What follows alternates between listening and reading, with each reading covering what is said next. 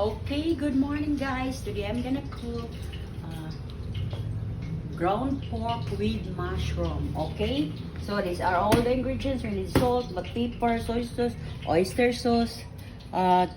This is for the garnish, and then we have a whole mushroom and the slices mushroom. Okay, and ground pork,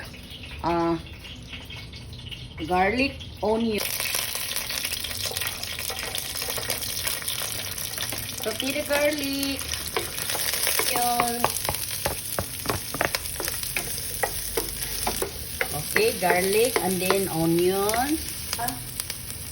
Ground pork.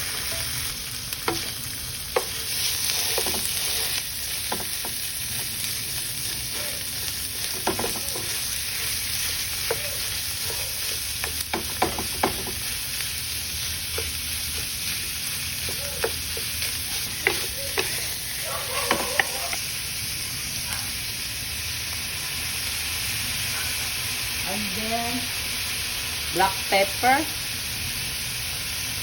So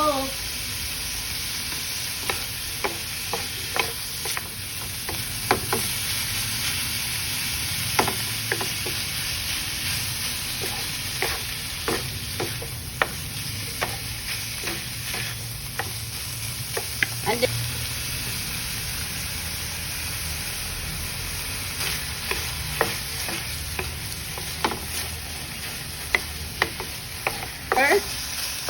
to cook the meat. Okay, guys. And then we're gonna simmer for how many minutes? We'll be right back. Okay, guys, it's cooked already and it's super yummy. It's yummy. Going to add the mushroom, and then this one also. Ground pork with mushroom.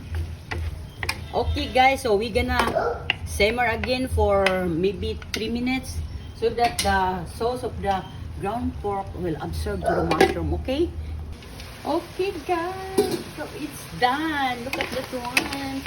It's super yummy guys. Okay, that's our ground pork with mushroom. Okay, so it's done. So I'm gonna garnish it.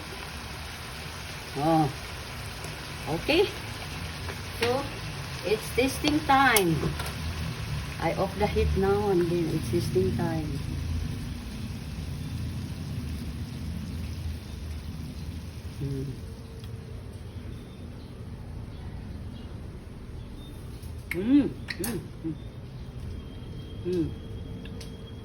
So that's our ground pork with mushroom. It's super yummy and it's very simple. Okay, thank you for watching and see you tomorrow for another recipe. Our ground pork with mushroom. Okay, thank you for watching. Bye bye.